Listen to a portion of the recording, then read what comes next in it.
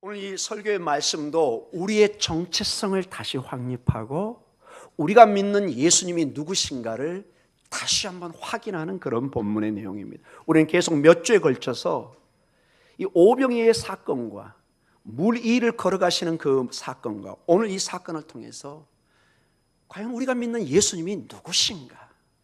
그저 역사의 한 인물로 성각자, 위대한 영웅, 위대한 어떤 그 공자나 맹자 같은 사람인가? 그저 역사에 큰 족적을 남겼던 한 분인가? 이렇게 우리가 생각할 수도 있을 것입니다. 그러나 오늘 이 본문을 통해서 우리 신앙인들이 정말로 내가 믿는 예수님을 다시 한번 깨닫고 믿는, 왜냐? 이것이 내 신앙의 운명을 갈라놓습니다. 지금은 모르지만 우리의 개인적인 운명이 다하는 그 순간, 주님이 마라나타 주님으로 오시는 그 우주적인 종말이 오는 순간, 이 예수님을 우리가 어떻게 알고 이해하고 믿느냐, 이것이 저희의 모든 것을 결정하는 것입니다. 매우 중요합니다. 바라기는 오늘 본문을 통해서 다시 한번 여러분과 제가 우리 예수님에 대해서 잘 알고 있다고 생각하지만 다시 한번 복음의 실체인 이 예수님에 대해서 바로 알고 바로 섬기고 바로 예배하는 귀한 시간이 되기를 간절히 축원합니다. 자, 오늘 본문의 내용은 22절과 25절에 나와 있지만 이제 그 초점이 무리들로 초점이 맞춰집니다. 자, 이 세 번의 변화가 있습니다. 오병이의 사건, 이 사건이 있기 전에 물고기 2마리와 빵 5개로 남자만 5,000명, 그래서 어린아이와 여자들까지 합쳐서 거의 10,000명, 20,000명을 먹이는 굉장히 큰 사건이 일어났어요. 무리들이 깜짝 놀라서 예수님이 우리가 고대했던 그 메시아가 아닌가, 그 왕이 아닌가, 그래서 그들이 정치적 왕으로 삼으려고 하는 그러한 사건이 있었고, 바로 우리가 저번 주에는 덜덜덜 떨고 있는 그 갈릴리 호수 주변에서 이미 4km 이상 심리를 들어와서 이러지도 못하고 저러지도 못하는 가운데 폭풍이 일어나고, 그 밤중에 예수님이 또박또박 걸어오는, 마태복음에는 그 모습을 보고 귀신과 같다고 해서 두려워 떠는 그들에게 예수님이 내니 두려워하지 말라, 나는 스스로 있는 자이다. 내니 딱 2마디지만 여기에는 신구약의 모든 하나님의 신비가 다 들어가 있습니다. 나는 스스로 있는 자이다. 나는 나다. 오직 창조주 하나님만이 쓸 수 있는, 어떠한 피조물도 이 단어를 쓸 수는 없습니다. 이 단어를 주님이 쓰시면서 바로 내가 창조주다, 심지어 이 파도까지도 내가 창조한 주인이다. 그러니 너희는 두려워하지 말라. 내가 있을 동안은 너희는 두려워할 필요가 없다. 너희가 심지어 죽을지라도 내가 너희를 부활의 생명으로 일으켜 세울 것이다. 모든 것을 마치 우리 아이들이 엄마 아빠가 있으면 전적으로 신뢰하고 마음에 큰 평안과 기쁨이 있는 것처럼 우린 주님 안에서 이러한 평강을, 이러한 평안을, 이러한 샬롬을 누릴 수 있을 줄 믿습니다. 자, 그런데 다시 이 제자들의 초점이 다시 오늘 22절에 보니까 무리, 그 백성들, 즉 오병이어를 통해서 그 5,000명이 먹는 그 놀라운 것을 체험했던 그 사람들로 초점이 바뀌는 걸 보게 됩니다. 자, 어떠한 상황인가요? 한번 22절에서 25절을 한번 읽어보도록 하겠습니다. 22절부터입니다. 이튿날 바다 건너편에 서 있던 무리가 배 한 척 외에 다른 배가 거기 없는 것과 또 어제 예수께서 제자들과 함께 그 배에 오르지 아니하시고 제자들만 가는 것을 보았더니, 그러나 디베레아에서 배들이 주께서 축사하신 후에 여럿이 떡 먹던 그곳에 가까이 왔더라. 무리가 거기에 예수도 안 보이고 제자들도 없음을 보고 곧 배들을 타고 예수를 찾으러 가버나움으로 가서 25절까지입니다. 바다 건너편에서 만나 라삐어 언제 여기 오셨나이까 하니. 자, 전체의 흐름이 지금 무리들입니다. 자, 무리들이 지금 상황이 오병이의 이 사건을 잊지를 못하는 거예요. 예수님이 그때 왕으로 삼으려니까 떠나갔죠, 제자들과 함께. 그래서 그들이 이제 배가 조금만 차 있다가 예수님을 다시 찾는 것입니다. 제자들이 없고 예수님도 안 계시네.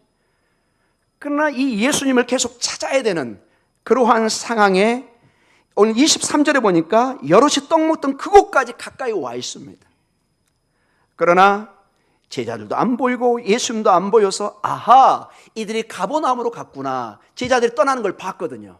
그래서 그들도 빨리 배를 저어서 이제 이 랍비를 찾아가는 모습을 보게 됩니다. 그러면서 예수님을 만나면서 랍비여, 언제 여기 오셨나이까? 이 얘기는 예수님께서 지난 밤에 이 바다를 건너서 걸어왔던 사건을 알고 있어요? 몰라요? 모르고 있는 것입니다. 밤에 주님께서 뚜벅뚜벅 걸어서 이 호수 바다를 건너서 이미 와 있다는 것을 모르고 있어서 25절에 언제 여기 오셨나이까? 제자들만 가는 걸 봤지 밤에 예수님께서 무리를 거는 사건을 전혀 모르고 있는 것입니다. 자, 여기에 중요한 점이 한 가지가 있습니다. 이 무리들은, 이 백성들은 아직도 오병이어를 통해서 쭉 많이 먹었던, 자기들의 배를 채웠던 그 예수님만을 생각하고 있습니다. 그리고 어떻게 하든지 이 예수님을 통해서 인간적인 정치적 메시아를 통해서 다윗 왕국을 세우는 큰 부푼 꿈에 있습니다. 수백 년을 그들이 기다려왔던 오매불망의 그 사람이 지금 눈에 나타나고 있는 것 같은데 자꾸 그들은 눈에서 사라지니까 막 불안한 것입니다. 그래서 찾고 찾는, 자, 여기에서 무리들이 예수님을 찾는 이유가 분명히 보입니다. 곧 예수님도 말씀하시지만 그들은 그들의 배를 채운, 어제 예수님께서 말씀하셨던 내니 두려워하지 말라는 그 스스로 있는 그 하나님, 창조주 하나님에 대해서는 아직 전무하고 전혀 모르고 있는 것입니다. 다시 한번 그들의 배를 채워줄, 그들의 피로만을 생각하고 예수님을 향해 달려가는 모습을 보여주고 있습니다. 정말로 예수님이 무엇을 원하는지 거기에 대해서는 민감하지 않는 그런 모습을 우리가 보게 됩니다. 사랑하는 성도 여러분, 우리 교회도 여러분도 왜 예수님에게 나와서 예배를 드리는지, 왜 예수님을 여러분이 찾는지 늘 그 동기를 살펴보셔야 됩니다. 물론 우리는 우리의 어려움 때문에, 우리의 여러 가지 상황 때문에 주님 앞에 기도합니다. 그러나 이제 이게 중요한 문제이기 때문에 결론적으로도 말씀을 드리겠지만은 그 동기가 계속해서 내 배만 채워주는, 나의 어려움만 해결해주는 이 예수님에게만 초점을 계속 맞춰가면 어떤 결과가 일어나느냐? 성경에는 명확한 결과를 보여줍니다. 이 예수님이 나중에 힘이 없어 보이고 십자가에 달려 죽을 때 이 무리들이, 이 백성들이 어떻게 됐죠? 다 떠나갔습니다. 그리고 십자가에 못 박아라, 죽여라, 이렇게 얘기했습니다. 내가 아쉽고 나를 채워줄 것처럼 희망이 보일 때는 그 예수님에게 나오고 환영하고 왕같이 이렇게 섬깁니다. 근데 딱 봐서 예수님이 별거 없네, 뭐 십자가에 죽어? 신명기 21장 23절에 보면 십자가에 나무에 달린 자는 하나님의 저주를 받은 자인데 뭐 하나님의 저주받은 자네, 이제 소용없네. 그리고 떠나가 버립니다. 여러분이 10년, 20년, 30년, 40년, 50년 신앙생활 하지만 딱 정작 어려움이 닥치면 하나님 응답 안 하시네, 내가 믿는 하나님은 잘못된 거네, 과감하게 떠나시는 분이 계십니다. 애초에 신앙의 시작이 아직 성숙이 안 된 것입니다. 내가 믿는 예수님, 내가 믿는 하나님이 어떠한 것을 우리에게 원하고 계시고 어떠한 신앙생활을 해야 되는지 한 번도 이것을 생각을 해본 적이 없습니다. 항상 내 배만 채워지고 내 욕구만을 채워주는 이 하나님에게만 민감해 있으면, 정작 이게 채워지지 않으면 우리는 언젠가 주님을 떠나버립니다. 근데 이것이 떠나는 차원이 아니라 영원한 생명을 떠나는 것입니다. 너희도 떠나려고 하느냐? 너희도 떠나려느냐? 베드로가 뭐라고 그랬죠? 주여, 영생이 주께 있사오니 내가 어디로 가라할까? 이것은 주님을 참으로 인격적으로 만난 사람이 아니면 이 말을 할 수가 없습니다. 바라기는 우리가 주님 앞에 나와서 간구하고 기도하고, 여러분 아멘이죠? 누구에게 우리가 기도하겠습니까? 그러나 항상 하나님의 뜻이 어디에 있는지 먼저 그 뜻에 민감해지는 그러한 모습에 여러분이 도전이 있으시기를 간절히 축원합니다. 나는 스스로 있는 자이다. 영원한 하나님, 내가 비록 어려움을 당하고 지금 환난 가운데 있지만은 반드시 합력하여 하나님의 자녀를 선을 이루시고 승리케 하실 것, 그걸 믿고 끝까지 신뢰하는 것입니다.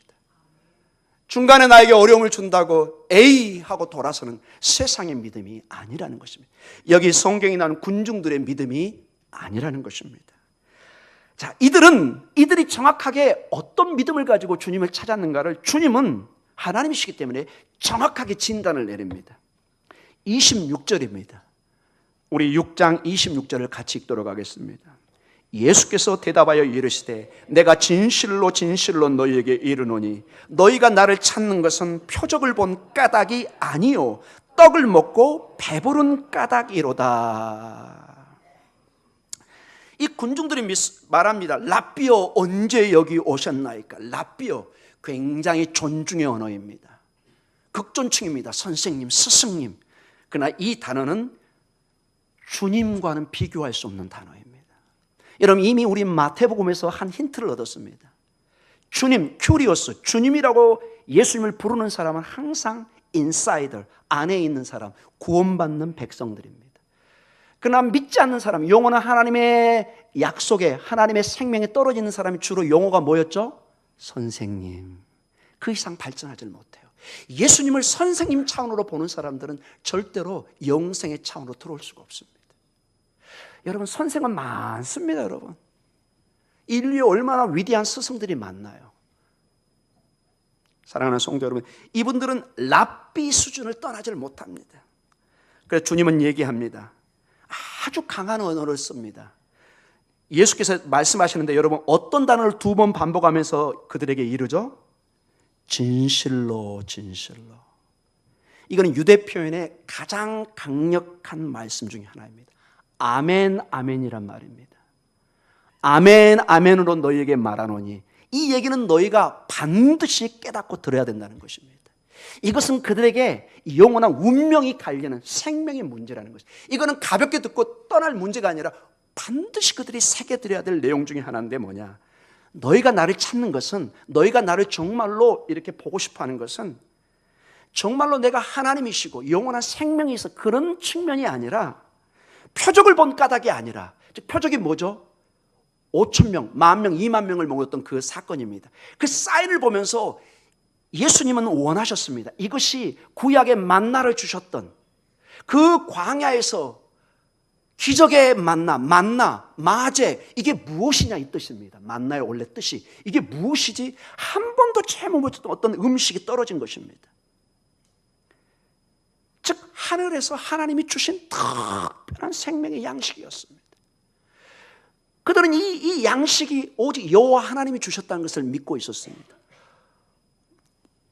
이 기적을 통해서 예수님은, 제자들이, 이 무리들이, 이 예수님은 특별한 어떤 단순한 정치적인 메시아 차원이 아니라 구약의 그 여호와 하나님을 보기를 원했습니다. 그러나 그 표적을 보고 깨닫지를 못합니다. 단지 어디에 초점이 있다고요? 떡을 먹고 배부른 까닭입니다. 모든 그의 관심들이 이 배에 있습니다. 배. 물론 우리 그런 얘기 농담 삼아 하죠. 다 먹고 살고자 하는 건데, 그렇죠? 예. 가끔 보면은 그 점심 때 그런 얘기 하죠. 밥 먹으러 갑시다. 저 바빠서 일해야 됩니다. 그때 하는 소리가 뭐죠? 다 먹자고 하는 건데 먹고 해. 이런 얘기. 여러분 먹는 건 정말 중요하죠. 여러분 우리 가장 친구들하고 얘기하는 게 뭐죠? 뭐 한번 먹자? 예, 이미 답이 나와 있네요. 밥 한번 먹자. 예, 굉장히 중요합니다. 여러분 육신의 양식 이거 없인 여기면 큰일 나죠. 여러분. 그러나 여러분 이 육신의 양식은 곧 이제 27절에 나오지만은 영원한 양식의 그림자입니다. 자, 우리 27절에 주님이 이렇게 그들에게 경고와 그 다음에 조언을 하십니다. 우리 27절 같이 읽습니다. 썩을 양식을 위하여 일하지 말고 영생하도록 있는 양식을 위하여 하라. 이 양식은 인자가 너에게 주리니 인자는 아버지 하나님께서 인치신 자니라. 아멘. 자, 여기 양식, 이 양식은 사실은 바로 앞선 장에서 오병이어로 빵 5개와 물고기 2마리로 남자만 5천 명, 즉 거의 2만 명에 가까운 사람들 먹였던 그 양식을 말합니다. 매우 중요합니다, 여러분. 육신의 양식이 없이는 여러분 어떤 인간도 며칠 못 버팁니다, 여러분. 여러분 3일 굶어 담장 안 남는 사람 없다고 그러잖아요, 여러분. 사람이 배고픈 것처럼 여러분 힘든 게 없습니다, 여러분. 그래서 여러분 가끔 외국에 보면 아무리 독재 국가지만 한 가지는 딱 잡는 게 있습니다, 여러분. 뭘까요? 빵값은 절대 안 올립니다, 여러분. 빵값 건들리면은 다 죽는 거예요, 여러분. 여러분 무슨 얘기인지 아시겠죠? 아무리 독재자지만 그건 알고 있어요. 이 먹는 거 잘못 건들면은 다 죽는구나. 여러분 먹는 거 중요합니다, 여러분. 그런데 우리 주님은 얘기하십니다. 이렇게 육신의 양식이 중요한데 너희에게는 어떤 양식이 있다고요? 자, 궁금하시죠? 우리 27절 같이 읽습니다. 썩을 양식을 위하여 일하지 말고 영생하도록 있는 양식을 위하여 하라. 이 양식은 인자가 너에게 주리니 인자는 아버지 하나님께서 인치신 자니라. 자, 너희가 정말 그 빵을 보고 나에게 나와야 하느냐? 그래, 그럴 수도 있겠다. 그러나 그 빵은 여기 썩어질, 우리 번역은 썩으려고 되어 있는데 이게 사실은 망하다, 죽다는 뜻도 가지고 있습니다. 이 빵은 먹고 또 먹어야 됩니다. 여러분 오늘 잔뜩 먹었다고 잔치집에 가서 2, 3일 후에 또 안 먹습니까? 안 그렇습니다. 반드시 먹어야 됩니다. 이 빵은 먹고 그러나 또 먹지만은 언젠가 이 빵을 먹는 사람은 육신이 죽어야 됩니다. 그러나 영생하도록 있는 양식이 있습니다. 여러분 신명기 8장에 보면은 주님께서 이렇게 말씀하십니다. 사람이 떡으로만 빵으로만 살 것이 아니라 하나님의 입에서 나오는 모든 말씀으로 살 것이다. 이것을 아는 것이 믿음이라는 것입니다. 우리 인간은 이게 보이지가 않습니다. 여러분 인간이 만들어진 자체가 여러분 흙에서 만들어졌습니다. 이게 전부인 줄 알지만 창세기 2장에 보면은 이 흙으로 만든 인간에게 하나님의 입김 호흡을 집어넣습니다. 하나님의 영을 집어넣습니다. 그래서 인간이 되는 것입니다. 근데 놀랍게도 여기서 이 하나님의 호흡, 영이 빠져나가면 그 순간부터 사람이 아니라 시체가 되어버립니다. 여러분이 아무리 사랑해도 옆에 같이 살면 안 됩니다. 큰일 납니다, 여러분. 여기 영이 빠진 사람은 공동묘지로 가야 됩니다. 여러분이 아무리 육신의 양식을 붙잡고 흙을 붙잡아도 그 영혼의 양식이 빠져버리면 아무것도 아닌 것입니다. 우리가 사람인 것은 하나님의 영이 임했기 때문에 그런 것입니다. 믿음으로 이걸 보는 것입니다. 우리가 육신의 양식을 위해서 새벽부터 밤늦게 일을 합니다. 중요합니다. 저는 절대로 이 양식을 가볍게 말하지 않습니다. 그러나 이 모든 것은 영원한 양식이 있는 하나의 그림자와 같은 것이다. 우리가 마치 육신의 양식을 위해서 그렇게 이 추운 날도 열심히 살아야 되는 것처럼 너희는 이 영원한 양식이 있는 것을 보라는 것입니다.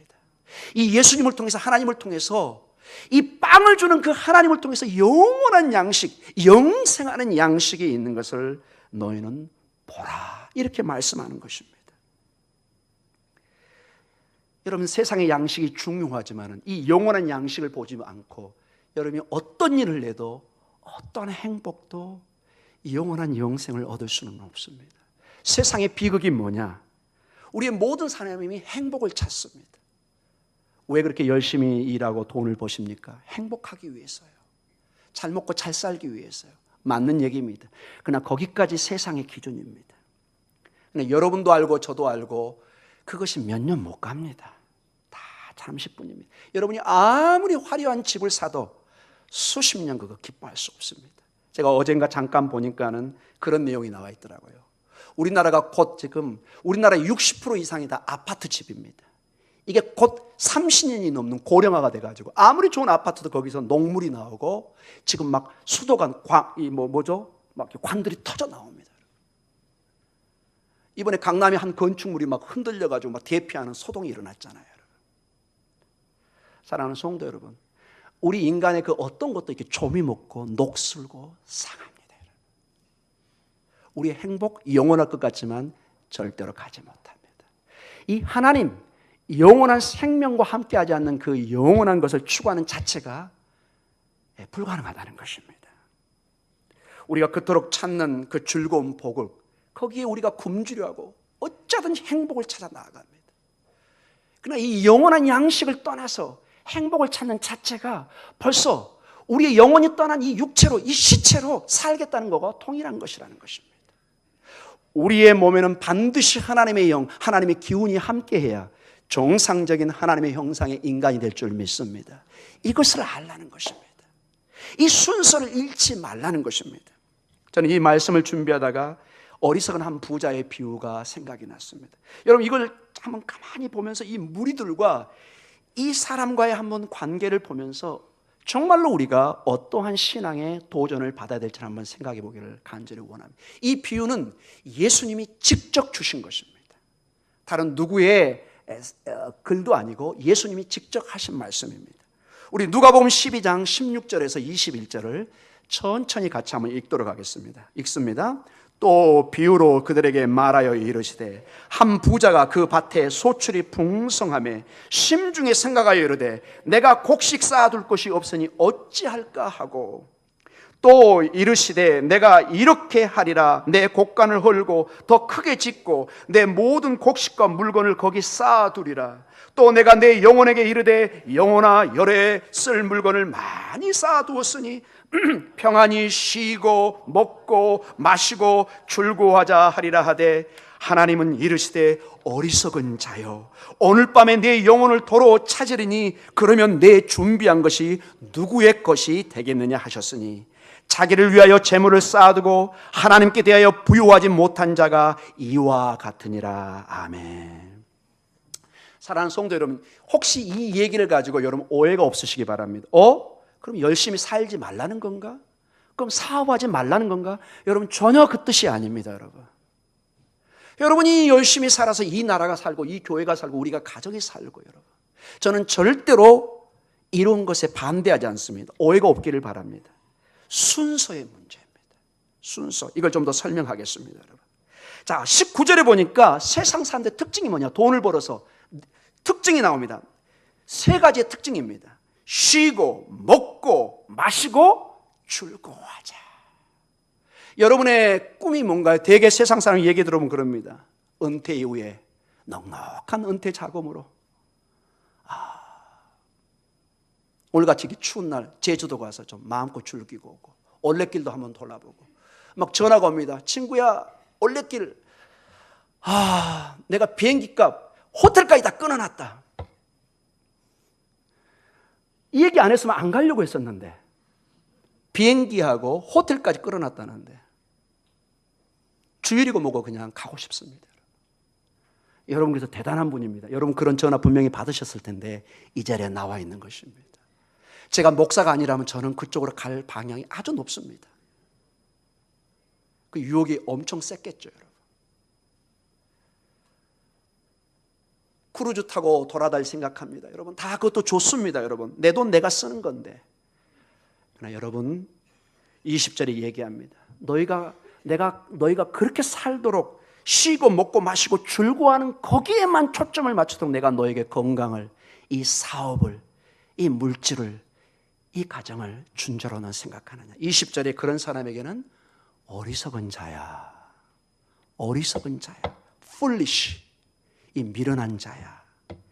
오늘 밤에 네 영혼을 내가 취하면 너의 그 모든 것이 무슨 소용이 있겠느냐.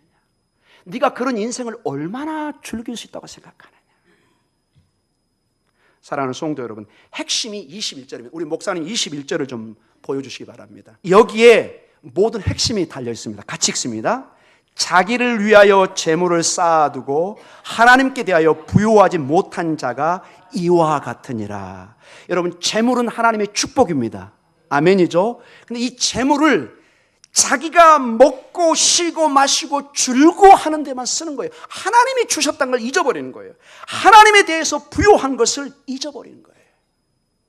이 사람을 성경은 주님이 어리석다, 미련한 자라고 얘기합니다. 그러면 현명한 자는 누군가요? 이 재물을 누구를 위해서 쓰면 될까요? 하나님에 대해서 부요하면 된 것입니다. 아멘. 하나님에 대해서 내가 부요하게 살면 되는 거예요. 여러분, 제주 올레길 가는 게 왜 나쁩니까, 여러분? 이거 잘못 편집 안 돼서 나가면 막 거기서 항의 전화 올 것 같은데, 목사님 때문에 지금 막 관광객이 다 끊어졌습니다. 그런 일은 없어야 될 것 같아요. 크루즈 그거 얼마나 좋습니까? 여러분 타십시오. 여러분 여유. 그러나 모든 내 인생이 그런 즐거움에 초점이 있는 것이 아니라, 그렇게 가더라도 하나님의 선교의 일이라든지 전도의 일이라든지 교회의 구제의 일이라든지 이런데 하나님에 대해서 부유하고 했구나. 내가 내 향락만을 위했으면 나는 어리석은 자고, 나는 영원한 하나님의 심판 가운데, 주님이 딱 우리가 운명을 다했을 때 주님이 물을 거 아니에요. 내가 너에게 이런 책임을 줬는데 너 뭐하고 왔느냐? 내가 과연 그렇게 너 혼자 즐기라고 이걸 너에게 축복을 준 걸로 생각하느냐? 너는 거기에 대한 대가를 치러야 될 것이다. 분명히 주님은 말씀하실 것입니다. 여러분 달란트 비유 보면은 여러분 한 달란트, 5달란트 주님이 뭐 하세요? 계산하시잖아요. 묻잖아요. 그 달란트는 너 뭐 했느냐? 핵심이 여러분 주님이 그것을 본다는 거예요. 우리에게 은사를 준 걸 주님이 나중에 계산을 하신다는 것입니다. 여러분 그런 내용을 가볍게 보시면 안 됩니다. 여러분 난 구원받으니까 다 끝났다. 매우 어리석은 생각입니다. 여러분 구원이 그것은 마치 우리가 생명이 태어난 것과 마찬가지입니다. 응아 하고 태어났습니다. 여러분 그게 전부인가요? 이제 건강하게 자라야 되잖아요. 건강한 사인이 되어서 그 생명의 역할을 다 해야 되잖아요. 여러분 태어나긴 태어났는데 맨날 빈둥빈둥 놀고 그냥 사회에 악만 저지르고 부요만 하고 그 인생은 차라리 안 나는 게 낫잖아요. 여러분 우리끼리 솔직히 얘기하면 어떻게 생각하세요? 여러분 그 인생이 값지게 살아야 그 인생이 값이 있는 거지. 여러분 구원받는 사람이 하나님의 영광을 가려버리면 그 구원이 무슨 의미가 있습니까? 그것은 하나님의 영광을 가리는 것입니다. 사랑하는 성도 여러분, 여러분의 재물, 여러분의 은사, 시간을 하나님에 대하여 부유한 자가 되십시오. 그러면 되는 것입니다. 하나님에 대해서 부유한 자가 되십시오. 복음 전파, 전도, 구제, 교육, 하나님의 여러 사명들이 있습니다. 그거에 민감하게 여러분이 생각하시면서 마태복음 6장 33절에 이렇게 우리에게 말씀하십니다. 주님이 이렇게 말씀하십니다. 같이 읽습니다. 그런즉 너희는 먼저 그의 나라와 그의 의를 구하라. 그리하면 이 모든 것을 너희에게 더하시리라. 아멘. 순서입니다. 순서. 우리 여기 자녀분들 계시죠? 순서입니다. 부모에게 먼저 효도하고 여러분의 다음 계획을 세우셔야 돼요. 내 부모는 정말로 죽어가고 있는데 혼자 릴릴랄라 돌아다니고 그걸 불효자식이라고 그럽니다. 하나님의 교회는, 하나님의 일들은 지금 풍지박산되어 있는데 혼자 그냥 뭐 그건 그렇고 내 인생 내 인생. 여러분 나중에 주님 앞에 책임 묻습니다. 내가 그러려고 너에게 건강을, 너에게 물질을 주었느냐? 그걸 주신 하나님이 반드시 우리를 묻는다는 것입니다. 하나님에 대해서 여러분 풍요로운 자가 되십시오. 하나님에 대하여 부유한 자가 되십시오. 그 나라와 그의 의를 먼저 구하십시오. 그러면 하나님이 모든 걸 도와십니다. 이걸 믿으셔야 됩니다. 이 믿음이 없다는 것은 아직도 우리가 주님을 신뢰하지 못하는 것입니다. 사랑하는 성도 여러분, 오늘 이러한 말씀에 무리들은 이렇게 묻습니다. 그러니까 이제 중요한 것을 묻습니다. 28절로 묻습니다. 요한복음 6장입니다. 같이 읽습니다. 그들이 묻되 우리가 어떻게 하여야 하나님의 일을 하오리까? 라비어 선생님 자꾸 일하고 뭐 하나님의 양식 얘기하는데 뭐가 그러면 도대체 하나님의 일입니까? 어떻게 해야 그러면 이 얘기는 우리가 구원을 받습니까? 어떻게 해야 당신의 마음에 흡족한 일이 일어날 수 있겠습니까? 이거 묻는 거죠. 직접적으로. 주님이 29절을 얘기한 이 29절의 얘기는 여러분과 저의 가장 중요한 주님의 영혼에 대한 진단의 말씀 중에 하나입니다. 다 하나님의 말씀이 중요하지만은 이 29절의 이 내용이 반드시 이해되고 믿어져야 됩니다. 29절 같이 읽습니다. 예수께서 대답하여 이르시되 하나님께서 보내신 일을 믿는 것이 하나님의 일이니라 하시니. 아멘. 도대체 무엇이 하나님의 일입니까? 도대체 어떻게 우리가 영생을, 구원을 받습니까? 마치 여러분 마가복음 10장 7절에 부자 청년이 주님에게 한 얘기가 동일합니다. 이렇게 얘기합니다. 예수께서 길에 나가실 때 한 사람이 달려와서 꿇어 앉아 묻자오되 선한 선생님이여 내가 무엇을 하여야 영생을 얻으리까? 무엇을 해야 내가 영생을 얻을 수 있습니까? 여러분 사도행전 16장 30절에 보면은 빌립보 감옥의 간수가 그 경황이 없는 가운데 이렇게 사도 바울에게 엎드리면서 얘기합니다. 30절입니다. 그들을 데리고 나가 이르되 선생들이여 내가 어떻게 하여야 구원을 받으리까 하거늘. 어떻게 해야 되겠습니까? 어떻게? 우리 모두의 질문입니다, 여러분. 사랑하는 성도 여러분, 한 가지만 제가 짚고 넘어가겠습니다. 여기 보면 믿는 것이라고 그러니까 일이 그러면 중요하지 않느냐 이렇게 반문하는 사람도 있고 오해하는 사람이 있습니다. 여러분, 구원을 위해서 우리가 하는 그 일들이 그러면 잘못된 것입니까, 여러분? 여러분, 예수 믿고 그러면 아무것도 일 안 해야 되겠습니까, 여러분? 오늘 여기 주방 봉사가 있는데 뭐 내 일과 주님과는 아무 상관도 없네. 그냥 여러분 가버려야 되겠습니까, 여러분? 교회 봉사 이런 거 아무 소용이 없는 건가요? 이건 정말로 여러분 오해하시는 것입니다. 여러분, 일은 중요합니다. 아멘. 매우 중요합니다. 부모로서 자녀를 잘 키우는 거 중요합니다, 여러분. 낳고만 끝나는 것이 아닙니다, 여러분. 매우 중요합니다. 근데 왜 여기 여러분 모든 일이 다 제외되고 예수님을 믿는 것, 그 보낸 자, 즉 예수님을 믿는 게 이렇게 강조될까요? 중요한 두 가지 때문에 그렇습니다, 여러분. 일은 중요합니다. 우리는 일을 하도록 태어났습니다. 인생이 일을 할 때 거기서 만족을 얻고 일을 통해서 그 사람의 정체성이 드러나는 것입니다. 여러분, 일 없는 사람처럼 힘든 사람이 없습니다. 저 같은 경우 일주일만 일 안 하면 허리가 아프고 죽을 지경입니다. 여러분 어떠세요? 한 일주일 쉴 때는 좋죠. 한 달 계속 쉬어보십시오. 여러분 못 견딥니다, 일하시는 분들. 자, 그러면 왜 이게 구원의 문제하고 중요한 문제가 될까요? 여러분, 이 문제 때문에 그렇습니다. 여러분, 우리 인간은 근본적으로 성경에 죄인으로 취급받고 있습니다.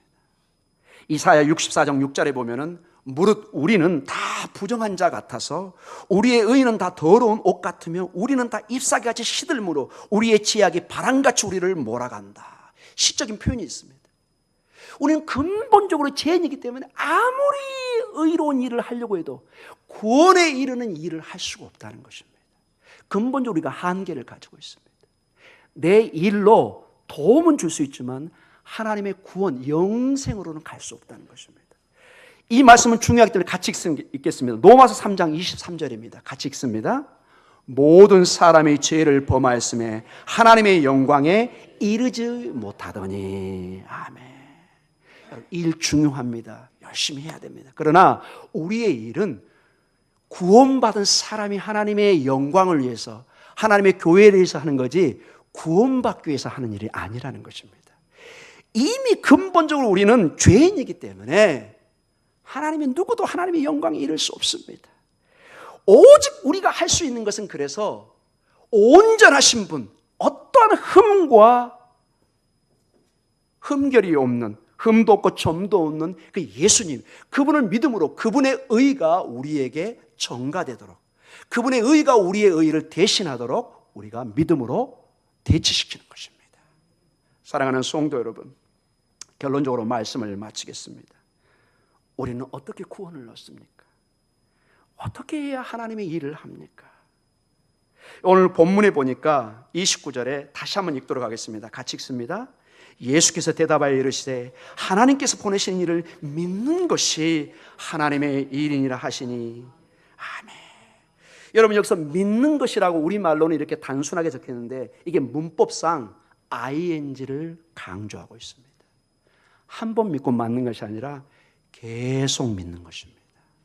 예수님을 뭐 한다고요? 계속 믿는 게 이 본문 속에 그게 그대로 들어가 있습니다.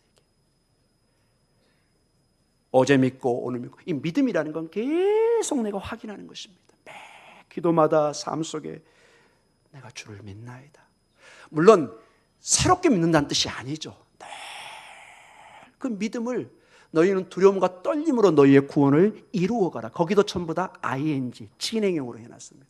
이미 우리가 구원을 받았지만 매 순간 하나님의 은혜, 하나님의 자비를 붙잡고 가야 된다는 것입니다.